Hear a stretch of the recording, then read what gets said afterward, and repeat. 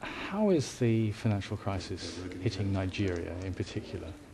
Well, in the case of Nigeria, I guess the major impact has been on the price of oil, and that's been transmitted really in a sharp decline in government revenues as well as foreign exchange earnings. The Prime Minister, Gordon Brown, was talking about, I think, the need to re-establish trust in terms of trade, international trade. Mm-hmm. Is that something you see particularly important? I believe it's very, very critical because, as you know, there has not been much progress in concluding trade negotiations around the Doha round.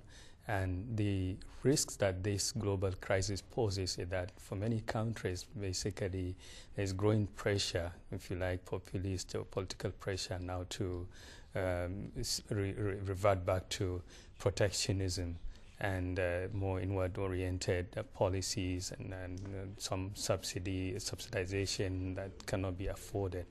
And it's in this context that I think that we need to really do everything possible to ensure that the trade facilitation measures are taken, and we have some agreements in place that would help boost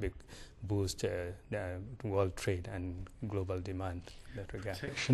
Protectionism is something you see as a particular problem or threat. That if people think, right, if we protect our own trade, that will be a way out, but perhaps only for us. Yes, but you know, there are lots of issues. Basically, you'll end up protecting inefficient industry. It does have its own costs, and of course, it also tends to evoke retaliatory measures from your trading partner. So in the end, it's a no-win situation, really. But typically, when we have these economic crises, I mean, the tendency is for people to be advocating for more protectionism to protect our jobs, to protect our industries, to shield us from competition and stuff like that. Yeah. What do you think of Gordon Brown's proposal for a kind of global emergency fund? I think this is linked to possible reform of the IMF and the World Bank. Yes. But what do you think of the possibilities, the chances of that coming together? Well, I think it makes sense to really, if you consider if we weigh the benefits against the downside risks of not doing anything at this time, not providing this thing, and when things start collapsing in some of these countries, and that of course includes, if you like, it would have some political and social dimensions to it, then the cost of really salvaging the situation would be much higher than what it would entail if you started. There are clearly some countries that would need access to these kinds of resources and short-term basis to tide over emergencies. And if you have this window available, I think it will go a long way. A window that will allow quick disbursing funds that will be flexible and rapid in the kind of thing we're talking about outside the existing arrangement, outside the existing commitments that have been undertaken by the developed countries. The G20, do you think there's going to be a collective African voice in terms of saying, well, this is what the continent of Africa needs to help? Well, certainly we've made our case, and we've been unanimous.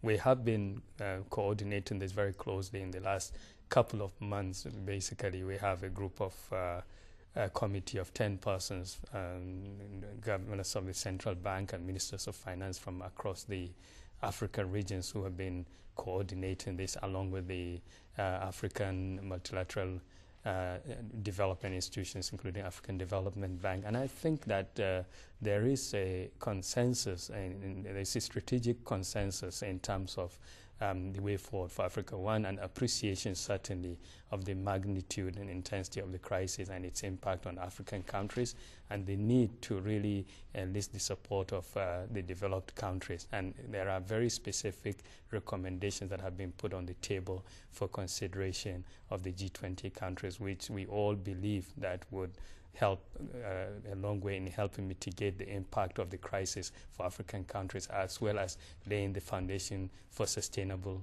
development.